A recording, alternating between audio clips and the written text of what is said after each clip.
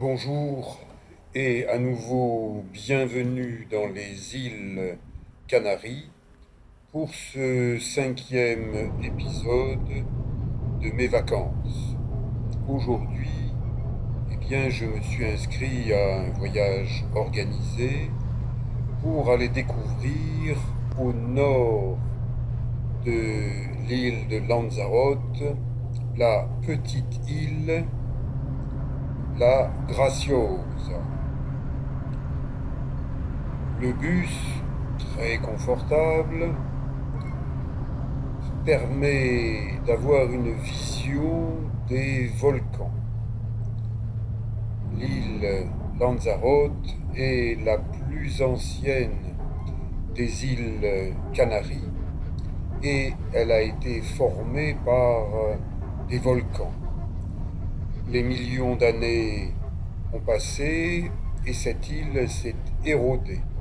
C'est maintenant la plus basse des îles Canaries, mais c'est tout de même une île collinéenne au niveau de la route. On monte, on descend. La route, c'est du billard. Je n'ai jamais rencontré une telle route en France. C'est vrai que le développement touristique des îles Canaries a commencé dans les années 70-75. Donc les infrastructures routières sont de qualité, elles sont modernes, on roule comme sur du billard et on admire le paysage, végétation faite de petits buissons. Les Canaries ne sont pas une île où il y a de grands arbres. Les seuls arbres que l'on rencontre sur les bords de route sont des palmiers. L'île de Lanzarote mesure une soixantaine de kilomètres. Je suis parti du sud de Playa Blanca et j'arrive au nord vers le port d'embarquement pour l'île Graciosa et les îles du Nord, un petit archipel qui est une réserve marine, une réserve de biosphère. J'espère pouvoir y revenir une prochaine fois pour plonger et pour vous montrer d'autres aspects de ce secteur des îles volcaniques des Canaries. Bien sûr, comme partout dans les pays civilisés, vous êtes filmé. Vous avez le droit de faire ceci, vous n'avez pas le droit de faire cela. Et ce matin, le temps semble être orageux. Ces gros nuages noirs n'annoncent pas du bon pour nous les touristes, mais c'est bien pour la nature parce que nous avons une averse et tous les passagers qui étaient sur le pont supérieur sont rentrés à l'intérieur. Le port du masque est obligatoire de chez obligatoire. Les Espagnols ne badinent pas avec les règlements en ce qui concerne la santé et ils ont raison. Ça y est, la pluie s'est arrêtée, les touristes ressortent sur le pont pour immortaliser le paysage, mais vous voyez que je suis assez prévoyant. J'ai un coupe-vent qui est étanche à la pluie. Et ces deux Marseillaises, on dirait des pipelettes. Elles n'ont pas arrêté de tout le trajet de parler et de la Pointe Rouge et du Château d'If. Quand on est en Espagne, on pourrait quand même parler d'Espagne. Non, les Marseillaises, ça parle marseillais où que ça se trouve. Elles devraient aller faire un tour du côté du cap Papagayo. Vous savez, Papagayo, c'est les perroquets. Elle perrotte. En anglais, parrot. Homme d'équipage qui lance l'amarre à l'homme de sécurité du port. Nous sommes à marée basse. C'est pas le moment idéal pour se baigner et en plus il fait un temps presque de Macron. Le plan de l'île, des conseils, attention, vous pouvez faire ceci, vous ne devez pas faire cela. Et ne marchez pas à plus de 30 km/h, parce que si jamais on voit un marcheur à plus de 30 km/h, on va dire qu'il est dopé. Et bon, ça ne peut pas être un Corse. Moi, j'ai des racines corses qui m'interdisent de marcher à 30 km/h. Plus j'avance dans la vie, et plus j'avance tranquillement. Bon, il n'empêche que pour randonner dans l'île de la Graciosa, même sur des pistes ensablées, il y a des cailloux. Et ben, j'ai buté dans un caillou et je me suis fait une petite entorse du gros orteil gauche. Et ben, c'est pas grave, hein. Quand on a un peu mal aux pieds, on continue à marcher. Je m'intéresse à la végétation tout à fait particulière. Il y a des plantes endémiques, c'est-à-dire qu'on ne les trouve que là et nulle part ailleurs. Donc, quand vous vous promenez dans une île que vous ne connaissez pas, dans un terrain différent de celui dans lequel on évolue habituellement du côté de chez soi, eh bien, on regarde. Et moi, je regarde. Prenez des bonnes chaussures, prenez un bon équipement. Ayez toujours un sac à dos avec tout ce qu'il faut pour se couvrir, se découvrir, boire, manger. Pour moi, étant donné que je mange beaucoup le matin, je fais sauter le déjeuner et je vais jusqu'au repas du soir avec ce que j'ai mangé le matin. C'est ce qui me convient le mieux. Chacun est libre de s'alimenter comme il veut et il vaut mieux avoir quelques barres énergétiques au cas où on est à un coup de pompe, ce qu'on appelle une hypoglycémie. J'utilise des termes un peu techniques, c'est vrai, je suis un masseur kinésithérapeute, donc il m'arrive de parler technique et santé. Un coup de soleil, je me déshabille, mais ça n'a pas duré longtemps parce que le vent marin est plutôt froid en décembre. On dit que les Canaries ont une température modérée. Bon, il y a modéré et un peu froid quand c'est venté en janvier. Un VTT bien accroché au poteau avec une bouée, mais alors là c'est tout à fait théorique, hein, lancer la bouée. Déjà, pour avoir envie de se baigner là, il n'y a que des cailloux, il n'y a pas de sable. Moi, vous ne me faites pas mettre un pied ou deux pieds dans un endroit pareil. C'est un truc à se faire ramasser par une vague, égratigner de tous les côtés. Non. Baignez-vous sur des plages avec du sable, ça vaut mieux. Ici, vous êtes sur une île avec des cailloux, avec des pierres volcaniques. Et de cette île, eh bien, on aperçoit un paysage marin qui s'étend à l'infini, mais j'aperçois d'autres îlots rocheux, d'autres petites îles. Et c'est pour ça que j'aimerais bien revenir par là pour aller plonger de ce côté, voir un peu la faune sous-marine dans cette réserve de biosphère. Il paraîtrait que c'est la plus grande d'Europe. L'Espagne, que je découvre à peine, puisque la Thaïlande m'a fermé ses portes en tant que touriste, eh bien, l'Espagne vaut vraiment le détour. Je suis emballé de chez emballé et j'ai déjà envie d'y revenir. C'est une petite semaine de découverte et je la partage avec vous, comme je le fais pour mes autres petits voyages, car je suis un homme heureux de pouvoir voyager. à 71 ans, en faisant plusieurs heures de marche sur un bon rythme. Là, c'est un petit jardin entouré d'une palissade pour protéger des figuiers de Barbarie. Ça produit des figues avec des piquants. Mais en Espagne, les figues de Barbarie sont très appréciées. Imaginez Macron venant faire sa campagne de promotion ici, au lieu qu'on lui lance des tomates et des œufs, eh bien certains pourraient lui lancer des figues de Barbarie avec les piquants.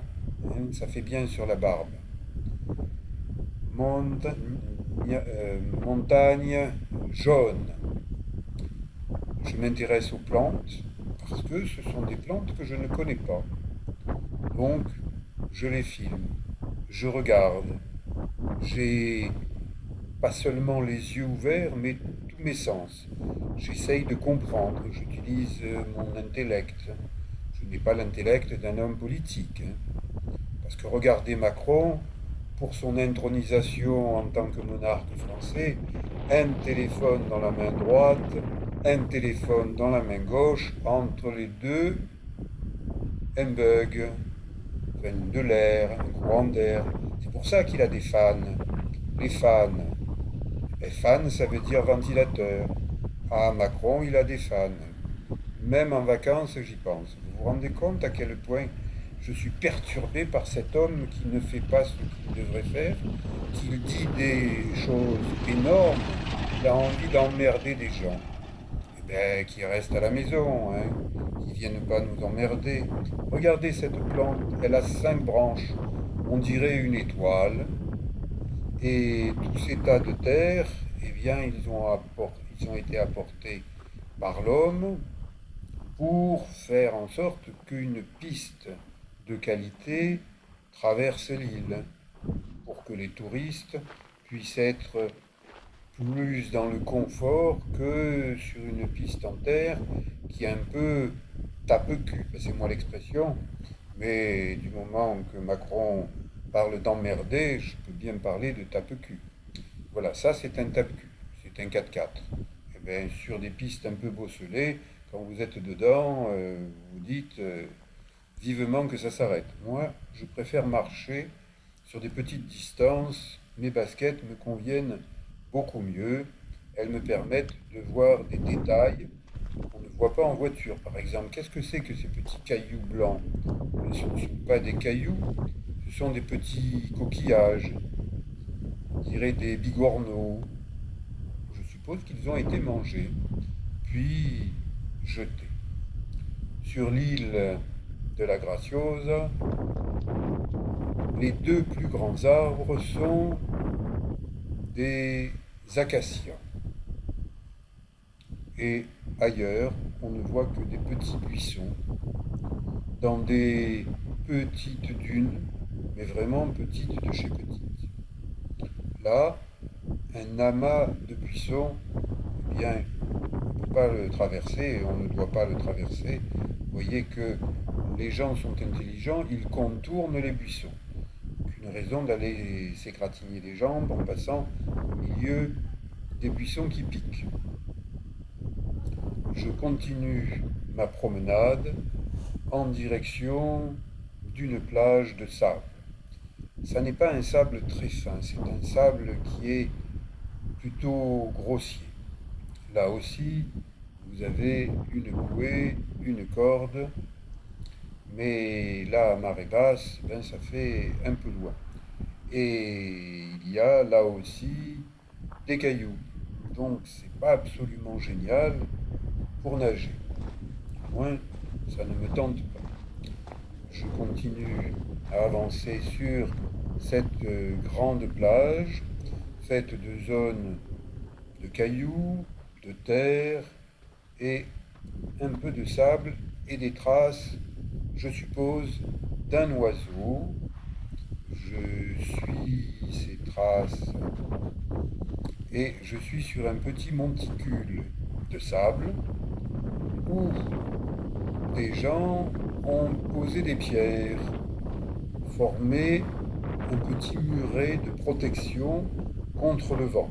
Il y a beaucoup de vent dans les îles Canaries et notamment dans ce secteur. Donc, je m'installe et qu'est-ce que je vais faire? Petite séance de gym en bronzant. J'ai toujours avec moi une sangle. Elle me sert à m'étirer. Quand on a marché 2 heures, eh bien les muscles sont fatigués. Ils se sont raccourcis. Et si vous restez comme ça, eh bien vous vous en raidissez. Eh bien moi qui suis vieux et raide, eh bien je lutte contre mes raideurs en faisant des étirements en douceur. Et je vous invite, quel que soit votre âge, à le faire. Parce que on peut être raide très jeune. J'ai mon plus jeune patient, il a 9 ans. Et il est raide de chez raide. Donc il a besoin d'apprendre à faire des exercices qui sont bons pour lui. Ces exercices, je vous les ai déjà montrés dans d'autres vidéos. J'espère que ça finira quand même par vous donner envie de les réaliser. Il suffit de repasser ces images au ralenti et vous avez une espèce de guide. Attention, ça n'est pas pour tout le monde. Il y a des exercices que certains peuvent faire, ça les améliore, et d'autres, eh bien, ça risquerait de vous abîmer. Donc, faites ce que vous pouvez faire à votre rythme. Ça, par exemple, c'est un petit pont. Je ne cherche pas à monter très haut, je ne cherche pas à cambrer mon dos. Je fais juste travailler ma musculature d'une manière globale pour m'entretenir. Et là, le téléphone a sonné une première fois, il sonne une deuxième fois, donc je décroche. Et ben, qui c'est à l'autre bout du fil? Une patiente qui veut un rendez-vous, alors que je dis que je suis en vacances que jusqu'au 30 janvier et qu'il convient de me rappeler uniquement à partir du 31 janvier, eh bien, il y a des gens qui sont un peu cons sur les bords. Et je suis poli en disant un peu cons sur les bords. Qu'ils écoutent et qu'ils respectent ce qui est demandé de faire au lieu de téléphoner. Ces gens qui ont la téléphonite. Ils ont la macronite et la téléphonite réunies. Hein. C'est pas des bons virus. Heureusement, ici, il y a beaucoup de vent. Alors les virus, eh ben, ça va et ça vient.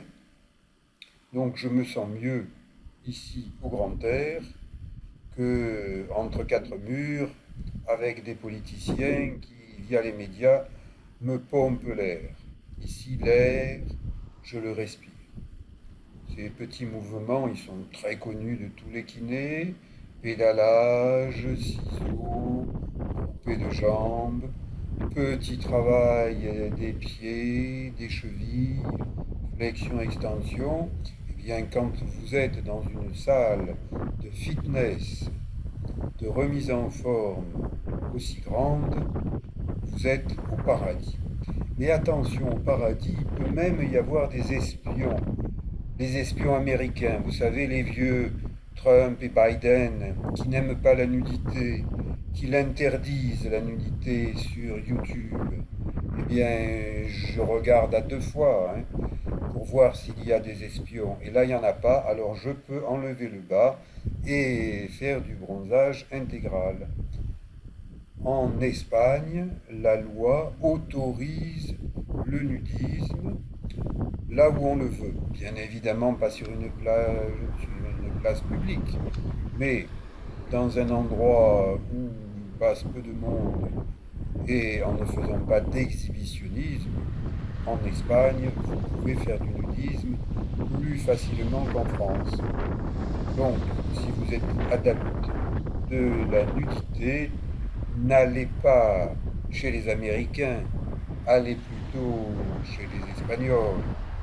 Et là, eh bien, vous aurez des kilomètres de plage où les gens qui sont tout nus côtoient des gens qui restent en maillot et ça se passe bien. Eh oui, il y a des endroits où les choses se passent bien. Je me dirige vers le petit port, vers l'embarquement. C'est un superbe bateau qui va nous ramener sur la côte.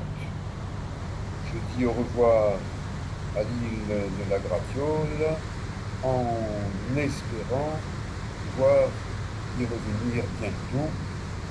Quand je dis bientôt, c'est parce qu'à 71 ans, si j'attends d'avoir 100 ans pour revenir, ça m'étonnerait que je puisse à nouveau faire le tour de l'île et aller voir les petits poissons.